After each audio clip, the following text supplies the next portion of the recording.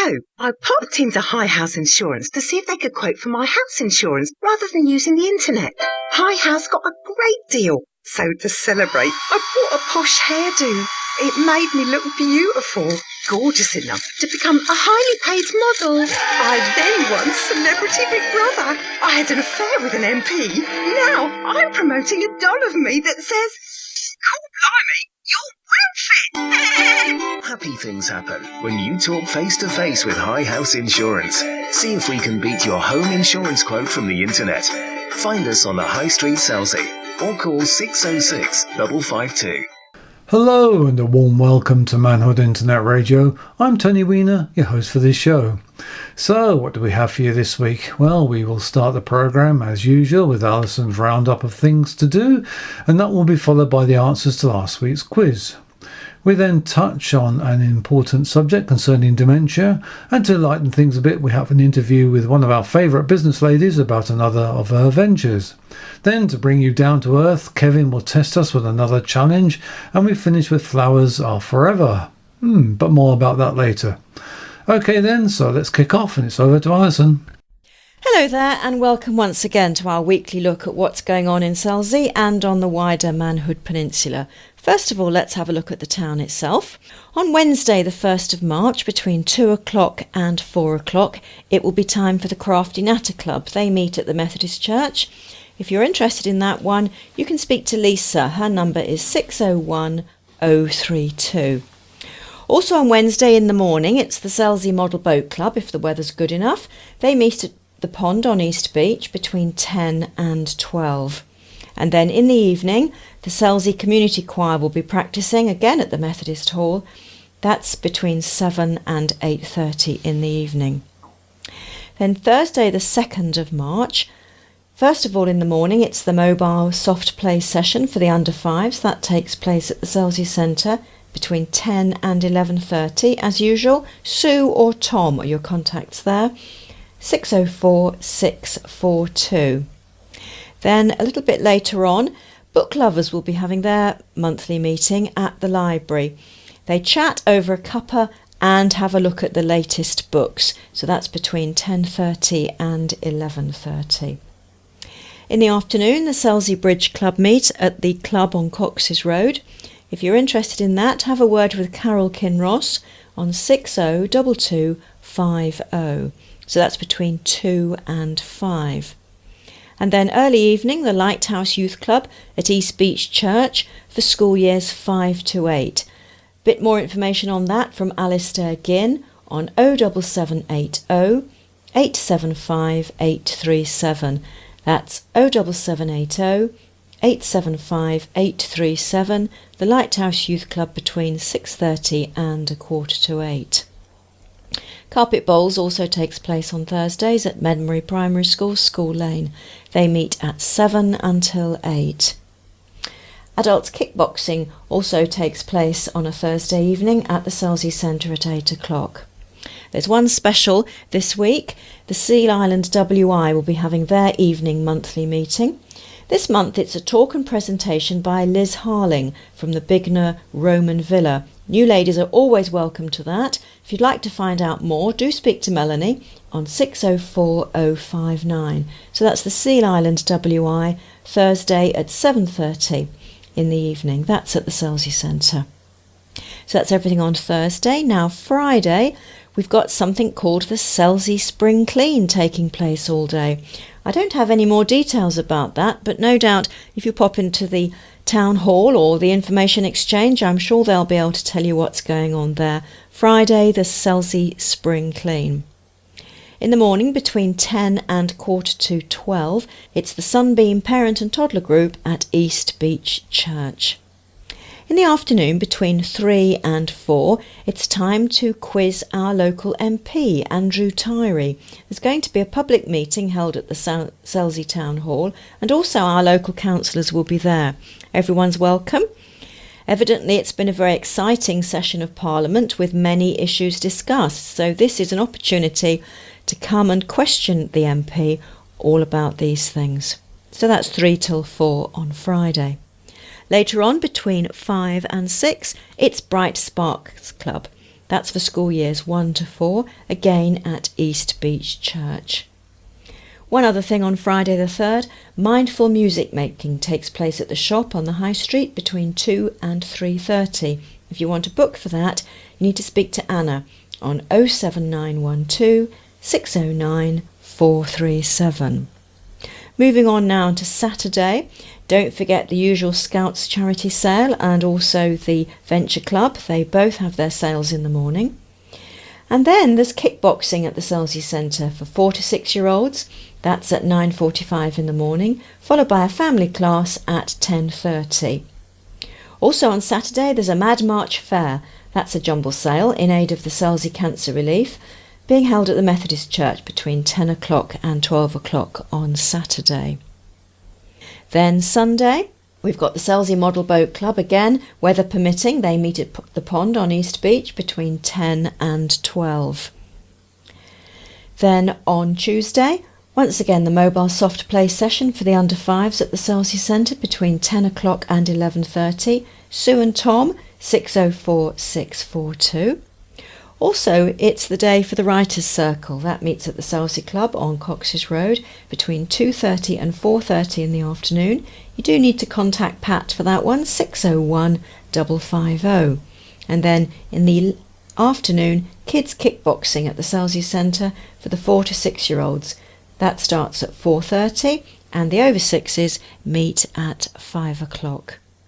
Also on Tuesday, beginners circuit course will be held at the Selsey Centre in the morning, 11 till 12. So there's plenty to be going on with in the town this coming week. Let's move on now to have a look at the Witterings, see what's happening there. Just going to start with their regular events and then we'll have a look at their specials for the week. So as usual on a Wednesday, table tennis, which is a drop-in and play for the adults at Bracklesham Barn between 10 and 12. Alongside that, of course, it's the CBT motorcycle training between 9 and 11. You do have to pre-book for that. Later at lunchtime, 1 o'clock until 2, it's belly dancing with Step Inside. And then in the evenings at Bracklesham Barn on a Wednesday, there's Zumba with Louise between 6:30 and 7:30, followed by something called surf conditioning at the barn, 7:30 until 8:30. On Thursdays at the barn, it's time for the Busy Bugs toddler gym between 9:30 and 12. And then in the Witterings Medical Centre, Stitch and Yarn have their meeting between 10:30 and 12:30. And don't forget Knit and Natter. They meet at East Wittering Library between 11 and 12:30 on a Thursday. The Witterings Master Art Group meets between 10 and 12 at West Wittering Memorial Hall.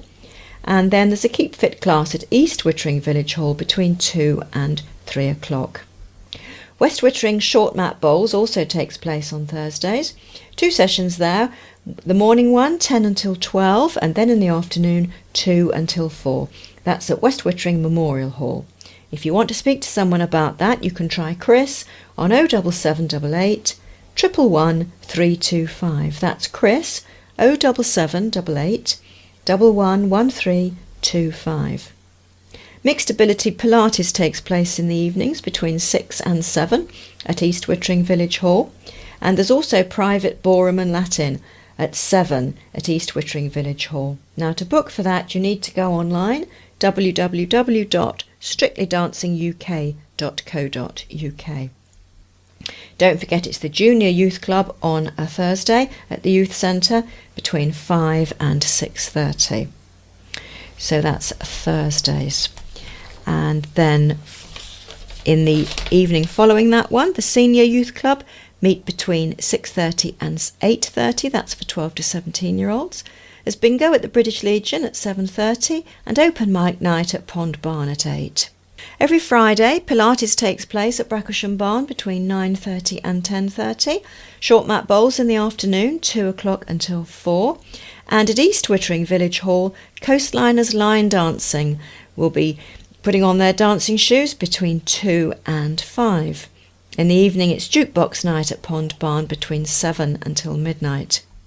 Private ballroom and Latin again, 7 o'clock at East Wittering Village Hall. Once again, booking for that on www.strictlydancinguk. Every Sunday, Windrush Church have their meeting at the barn between 10:30 and 12:45, and then in the evenings it's quiz night at Pond Barn at 8 o'clock. On Mondays, the Little Ducklings have their mother and toddler group at Bracklesham Barn between 9:30 and 11:30, and then it's short mat bowls at the barn 10:30 until 1. In the evening, Louise does Zumba again between 6:30 and 7:30, and there's line dancing at East Wittering Village Hall between 7 and 10. Yoga with Elaine at the barn, 7 until 8:30, and there's also ARO Ladies Beginner Kickboxing with Verity between 7:30 and 8:30. So that's about it for the week. Let's have a look now at the specials. On Thursday the 2nd of March, there's the Thursday group. Doesn't tell me much about what they do, but they meet on a Thursday at Bracklesham Barn between 2 and 4. And then in the evening, don't miss the cinema night. This month they're showing Sully, the Tom Hanks film, based on a true story, The Miracle on the Hudson. That's beginning at 7:30 on Thursday. And then the following Tuesday, the 7th of March, it will be the day for the Witterings Quilters. They meet at St Peter's Roman Catholic Church between 7 and 9 in the evening. So lots and lots of things going on this week. Let's have a look at what the weather promises to bring us. Wednesday the 1st, we can expect a high of 10 degrees or 50 degrees Fahrenheit with some light rain. 17-mile-an-hour wind, southwesterly. The temperature's holding steady for most of the week at 10 or 50 in old money. Light cloud on Thursday, 19-mile-an-hour wind, south-southwesterly. On Friday, same sort of temperatures, again light cloud cover, 17-mile-an-hour wind, west-southwesterly. Saturday the 4th, same temperatures, again light cloud, slightly lower wind speed this time, 14 miles an hour, south-southwesterly. And Sunday the 5th, temperature slightly higher, 11 degrees Celsius or 52 degrees Fahrenheit, light cloud again, wind speed of 16 miles an hour, which will be a southwesterly. So that's about it for the week. Hope you find something there to interest you. Enjoy your week, and I'll speak to you again next week. Bye for now. Thank you, Alison. Diaries should all be marked up now, and we go over to Keith for answers to the last quiz. Well, I bet you couldn't wait for this week's answers to come out for last week's quiz.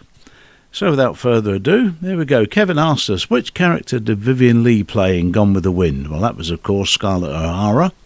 What was the name of the floor walker played by Frank Thornton in Are You Being Served? That was Captain Peacock. What colour usually is an emerald? That's green. Which snooker player has appeared in 6 world finals and lost all of them? That's Jimmy White. What condiment are Coleman's of Norwich most famous for? And that is, of course, mustard. And the connection is, well, of course, it's Cluedo. And did you notice that there was one missing from there? And the missing one was Professor Plum. Of course it was. Well done with that. And I look forward to next week's quiz. I didn't do so bad. How about you? Oh, well, moving on. We now have an interview with Mike Nichols about the problems of living with dementia. Well, I've got with me now Mike Nichols, and Mike's going to be telling us a little bit about creating a dementia-friendly town. Good morning, Mike. Good morning, Keith. Thank you for having me. Absolute pleasure, sir. Now, dementia-friendly town, what are we looking at? Well, I'm sure that all our listeners are aware of the disease, dementia and Alzheimer's disease that contribute so much to it, and the way the numbers of older people who suffer from the symptoms of it is growing. And I'm sure many people are familiar with some of those symptoms: memory loss, sometimes people becoming antisocial, and all the things that can go with it in terms of bodily functions and so on. It's something that is challenging. That's perhaps the word that one would use. So, as well as providing for people who do need help with the actual disease and their carers, of which in Selsey there is, through the care homes and other agencies, like the library and the surgery and so on, a lot of good stuff going on. The Selsey carers do a great deal for folk in those situations. So there's already a lot going on, but creating a dementia-friendly town is really about everyone in the town being sufficiently aware of the disease and particularly the symptoms that it creates, so that whenever they come across someone in those circumstances, they have a sufficient understanding to react with empathy and compassion and patience and kindness and so on, rather than getting irritable or, you know what I mean, in the opposite kind of way. Indeed. So in broadest terms, it's creating a community where those who suffer from dementia and their carers can feel welcome and at home, and everyone has a growing sort of understanding and awareness of it in terms of their daily life. It does make a big difference. I went through it with my father-in-law, who would go walkabout at all times of the day and night. And he lived in a 3-story block of flats.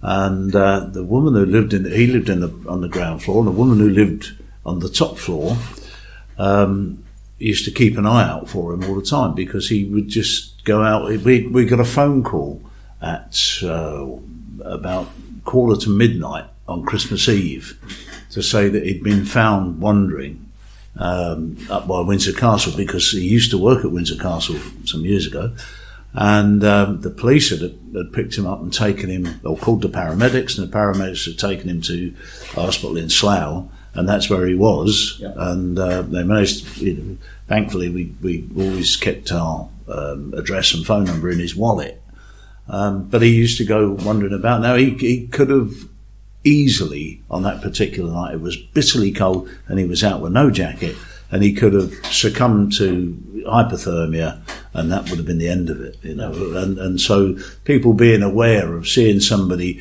wandering around with no jacket on when it's freezing cold, just give it a little thought that maybe that person is suffering from dementia. So I'm fully aware of what it can bring. We were very lucky because he had a neighbour that was an absolute wonderful woman, and we actually rigged up a doorbell on the skirting of his door, so because if he was aware of it, he would have taken it off.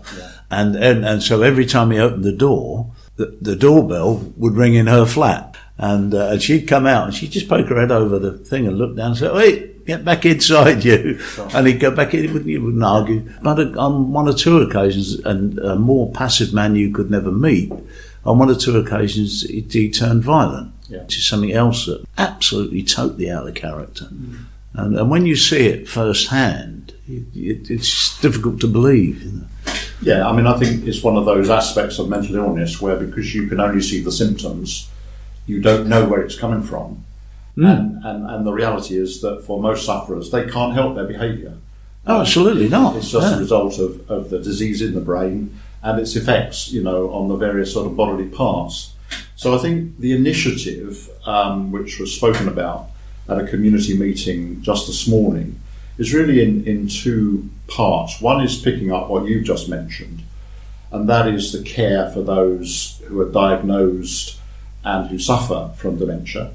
So one of the things picked up was that the police are now really good, that if anyone is reported missing in that sort of way that you described, they can now be fitted up with a tag which would immediately alert folk to where they are and so on. And there are more and more sophisticated means of helping in those sort of circumstances. I gather there's going to be a newly created centre at Tangmere for the area, which will help with assessments and all kinds of information about dementia awareness. The surgery and the library have got a lot of resources. One wants to put together a pack of information to give to folk when there is a diagnosis, so that they get information about what help they can get. Sam Tate from Selsey Works was suggesting that the surgery could link with them, so that when there's a diagnosis, they could come across to Selsey Works to get a bit of help with an attendance allowance benefit, and that sort of joined up thinking. So part of what we were dealing with was the actual help to people in the situation and their carers, but the other part of it was really making people who may not have experienced it directly more aware of what it involves, so that if they do come across it in any way, they'll be sympathetic and helpful. So, for instance, we've got, working with the district council at the moment, a group of young people in both Medmenbury Primary School and Seal Primary School who are wanting to do things with older people. One group is wanting to go to a local care home and visit the older people and ask them questions about what life was like in their day and so on. So part of their training has been to be made aware that some of these folk will have dementia and the kind of things that it will, bring out. So, working with the schools, for instance, in education would be one aspect of this. A county council worker, Karen Perks, who actually lives in the town here, is helping us with a whole lot of contacts with the Alzheimer's Society and so on about leaflets that are available that you can give to shopkeepers, for instance, so that those who serve people in shops, where customers might have a little bit of trouble with the change, getting the right money out, it's actually because they're confused and panic a little bit. So, people can respond in a compassionate way. And it's just getting out into the community, in businesses and churches and the council and other agencies, just this awareness, so that as a community there is an understanding and a compassion, and it becomes a friendly place for those who suffer in this way. Yeah, well, I mean, we're very lucky in Selsey because good neighbours are easily found in Selsey, where maybe they're not in other places. And so people do tend to keep an eye out. So if you like, we've got one foot in the door already. Yes, I think we recognise that the community is sort of well along this road. There are some people who would like to do some training with the Alzheimer's Society to become what are called dementia champions, so that they can then run training sessions for other people. There's a category called dementia friends, of folk who can just be alongside sometimes people who are freshly diagnosed, because sometimes if you give a family a pack of information, it's not sufficient. What they actually need is a friendly face to go through it with them and point them in the right direction, because they're in shock. A whole range of things that I think we want to do together in partnership with the local councils, county, district and town council, and community groups. And I think over the coming months there'll be a whole lot of initiatives taking place, and we hope that perhaps around September time there might be an event that kind of showcases all that is going on locally, to make people generally aware of it. Well, I wish you well with it all, Mike, because it's desperately needed, not just in Selsey but throughout the country certainly. These things need to be recognised, and people just need to know what to do about it. If you see one of your neighbours and he looks a bit vacant, and then when you approach him he gets a bit nasty, it's not just because he's a miserable old so-and-so like me, it's because there's something wrong, and he may not have been diagnosed at that stage. Absolutely. So we need to be a bit more tolerant with old people. Yes. As I'm getting older. I agree with that one. Yeah, well, thanks very much. Keith. Thank you, Mike. A very helpful interview. Now, Gal Palmer is a very industrious lady, and we go over to Keith, who is talking to her about another of her ventures. Right, the last time I spoke to my next guest, we were discussing the subject of great guidelines for later life, how to sort your affairs out for when you're ready to shuffle off, as it were. Now, today we're going to be talking something a little bit lighter than that.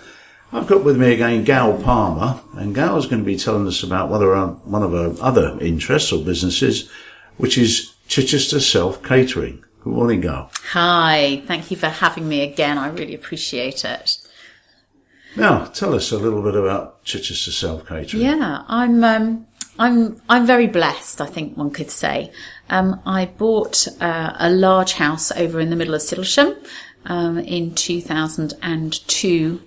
And having lived in it for a little while, I decided that circumstances had changed, and one person in a 3-bedroom house was a little excessive, to be fair. And so I decided that I would let it out. And Chichester Self-Catering came about as a result.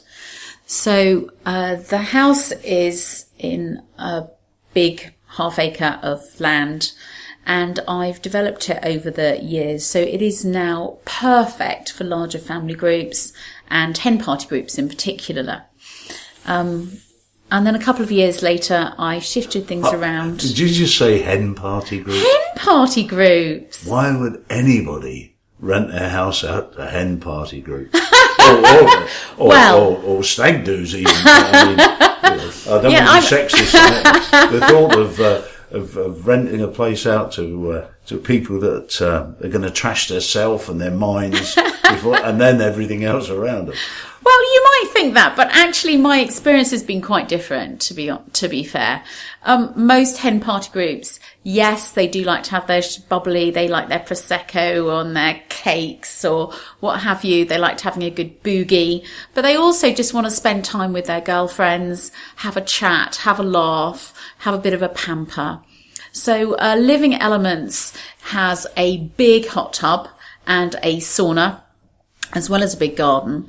And as you know, we are in the most beautiful area. You know, I'm slap bang in the middle of the peninsula where I am. So you've got the 3 harbours, you've got miles of beaches. They can zip into Chichester and choose 100 restaurants to go and have supper, or they can get some of the takeaways will come out to the middle of nowhere and deliver food for them. But I really like having hen parties. They're good fun. On the whole, to be honest, they really look after the house, and being girlies, they're pretty good at clearing up after themselves. No, that was going to be my next before question. they go too. Are they really better behaved than I'm making them out to be? Well, I try to get them to not bring too much confetti on and the glittery stuff, because that does slightly annoy you when you're trying to clear away. But and it's very difficult to glitter stuff. It's a disaster to clear away. I had one group last year, and I still finding 1 or 2 bits every now and then. It's just like, I don't believe it's been deep cleaned 4 times. But that aside, they really do look after the place, and with the other smaller accommodation opposite, I can cater for up to 16 of them at a time, which is a really lovely group size. But one of my favourite things to help them get the most out of their holiday weekend, girly weekend, is to help them come up with themes and ideas and things for them to do. Some hens are very organised. They're really clear what they want, or their organisers are, and others are slightly away with the fairies, bless them, and they need a bit more guidance. But I can create opportunities for them to do wine tasting, cocktail making, chocolate making, all sorts of chocolate workshops, dance type options, all sorts of different dance type options. I can arrange for them to go clay pigeon shooting. They can go down to the Witterings and do obviously windsurfing classes if they're feeling enthusiastic and it's not too incredibly cold. They can do their barbecues on the beach. They can go for rambles. I've organised treasure hunts and walks around the locality that they can pick up clues. And I really enjoy creating packages for them which are tailor-made for that group and that particular group's interests. And for the hens, they love coming down, often mainly from London, but from Cornwall and Kent and what have you, and come down to a beautiful part of the world, make the most of the area, spend some time with their girlfriends, have a bit of R&R. We all need a bit of rest and relaxation. It has to be said that the recycling bin is often quite full, and I do slightly worry about them going home on a Sunday. But none of them have managed to have to stay over so far, so I think we're doing okay. And they obviously enjoy it, because often they'll come back again and bring the family, for instance. Oh, wow. So those are the 2 houses that I have at Siddlesham, and then there's another house. We have a family house over at Burdon, and that will cope with 13 guests. That's all fully wheelchair accessible. And again, Burdon is a beautiful place. You've got the harbour and the cycleway, yes, very nice. Salton's Path all the way down. Place to come to, certainly. Yeah, and they really make the most of it. And it's delightful. I love having them, and I love having the larger groups and families. And how many of these events do you do during the course of a year? Oh, it varies considerably. I reckon I probably have was 6 or 7, maybe more hen parties a year. You see, things are sort of self-perpetuating, aren't they? Because you've got a crowd of 16 girls. Yeah. And I had some who came last year for a hen party, and they're coming again this year for. They're not having a hen party; they're having just a weekend get together, and they're going to give the children to their husbands and that's become quite a big thing. I've noticed recently that the girls are doing this. They're getting not just going away in pairs, but they're going. Well, they want to have a bit of quality time and a bit of downtime, and they often don't want to get smashed out of their heads and go out nightclubbing, love, and and what have you. They want to have a nice experience. They want to have a nice meal, whether that's they have a chef come in, or they go out to one of the beautiful restaurants that we've got, or one of the local pubs. They want to go and have a nice walk. They want to get some fresh air. They want to relax in the hot tub and what have you. And so they really make the most of their short stay and peace and quiet without the husband and the children and what have you, and less responsibility. Well, I have to say, I've never seen any of them falling down the road, coming home late at night, 1 o'clock in the morning, which I quite often is a time that I quite often come back through Siddlesham, and I've not seen them falling all over the road. No, they'd probably be still relaxing in the hot tub at that point. Exactly. Well, thanks for coming in and enlightening us about the hen parties. I wish you well with it. Now, if somebody wants to contact you... Yeah, the best way is to have a look on the website, and that's chichesterselfcatering.com, or you can give me a call. It's Gail Palmer, and the phone number is 07769 746 113, and I'd be very happy to help. Thanks very much, Gail. You're welcome. I wish you well. Thank you. Bye-bye now. Excellent. Good luck with that, Gail. Now, here we go again. It's another Kevin Brain Basher. Hello, it's Kevin the Quiz with this week's quiz. This week's Connections quiz. 5 questions, 5 answers. What is the connection? Question number 1, classical music. Who composed the waltz, the Blue Danube? Who composed it? Number 2, who was Dudley Moore's long-term comedy partner? Number 3, died recently, but which actor played Napoleon Solo in The Man from U.N.C.L.E. on television? Number 4, Formula 1. Who was the Formula 1 world champion in 1969, 1971 and 1973? Who was he? And number 5, geography for you. Which Welsh peninsula in South Wales is the most westerly part of the county of Glamorgan?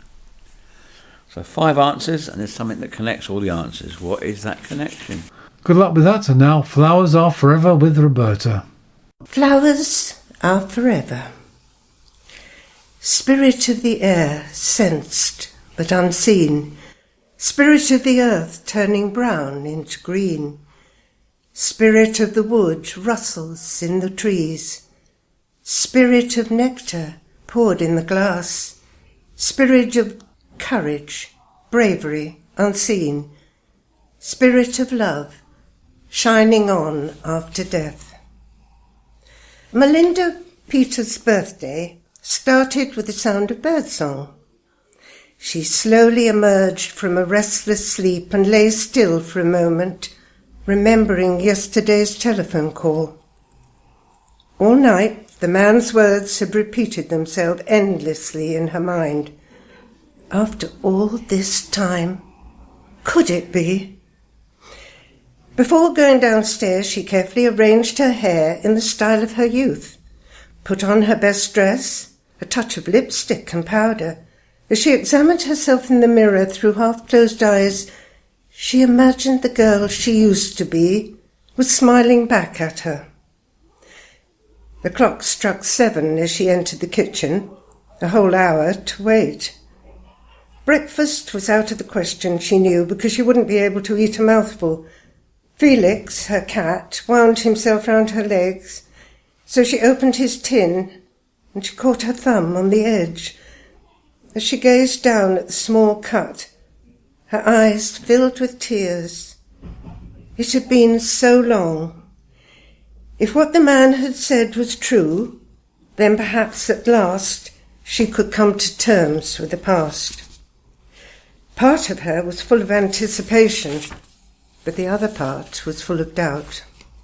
She mustn't raise her hopes. It might all be a horrible mistake.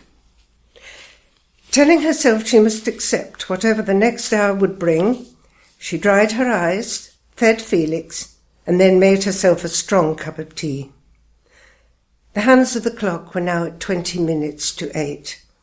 She hurried into the living room, placed her cup carefully with the saucer, her glasses, and a silver-mounted photograph on the small table in the bay window, then positioned her chair in the best vantage point, and then she took up her vigil. Outside, the sun was shining, the sky was blue, and the avenue, lined with ancient trees, looked fresh and green with early touches of spring. She watched as the children from number 5 across the road walked sedately to their mother's car, ready for the school run. They were very neat, their costumes always immaculate. After all, they attended a very expensive private school. She recalled her own childhood when she and the boy next door had both had paper rounds. Oh, it seemed like yesterday. Was it really 60 years ago? Ian would finish his deliveries after her, so she would wait outside the newsagent's for him. When he arrived, they would jump on their bicycles and pedal furiously down the road, arriving breathless at the school entrance just in time for the bell. Ian was a rebel with a cheeky grin and laughing brown eyes. On her 14th birthday, he had handed her a bunch of daffodils wrapped in old newspaper. This became a yearly event, and if his customers noticed that a few blooms were missing from their gardens, they never complained. She adored him. Where he led, she would follow. So it was no surprise to anyone when eventually they announced they were getting married. Lost in her memories, she was jerked back to the here and now as the clock struck 8. She felt her heart rate increase, and she leant forward to stroke Felix, who was now dozing in the warmth of the sun on the broad windowsill. Then she saw him. A small figure in the distance. Oh, he was going so slowly. He made a stop at every house, calling at each and every one of the 6 detached residences. Oh, crossing over, he proceeded at snail's pace down her side of the road, taking a sip of tea in a vain attempt to calm herself. She lost sight of him momentarily, and she thought her heart would burst. Fumbling for her glasses, she placed them on her nose, and she leant forward, body tight with tension. There. She could see him again now, only 2 doors away. Would he pass by, as he had done in the past? The doorbell rang. Her hands shook so violently that the cup and saucer fell to the floor. Ignoring the broken china, she rose as quickly as she could and stumbled to the door, almost tripping over the doormat. Silly woman, she scolded herself. You should have unbolted. Her fingers, wet with sweat, wouldn't do as she asked them. She called out, "Just a moment. I'm here. Please wait." At last the bolts were free. She took the key from its hook beside the dresser and unlocked the door, flinging it wide in her haste. "Morning, Mrs. Peters. I have special delivery for you today. Can you sign here, please?" The young postman smiled warmly at her, and he held out a clipboard. Hands trembling, she took the proffered pen and scrawled her name. Then with a muttered "Thank you," she all but snatched the small package and a handful of cards from him. Returning to her seat in the window, she sat quietly, trying to stem the fast beat of her heart. She held the brown envelope close to her chest for a moment. Feeling somewhat calmer, she rose, crossed to the bureau, and taking out a paper knife, slit open the official-looking wrapper, then drew out the contents. "Dear Mrs. Peters, re our telephone conversation. I herewith enclose the correspondence we discussed and apologise for the delay in delivering it, also for any inconvenience caused. Yours sincerely. An undecipherable signature followed. Bit brief and to the point, she thought, bearing it in mind it had taken them 40 years. Slowly she opened the enclosed envelope and drew out the card and the letter within. The printed words blurred in front of her eyes as she read the dedication. Happy birthday to my one true love. My thoughts are with you on your special day. Her legs were so shaky now, she returned to her seat by the window. She carefully unfolded the sheet of lined paper and began to read. My darling, I had hoped to bring this myself as a birthday surprise, but it seemed unlikely that I should be given leave to pop over there, so I shall have to trust it to be delivered safely. You were always in my thoughts. Are the daffodils blooming now? Pick some from me to you on your special day.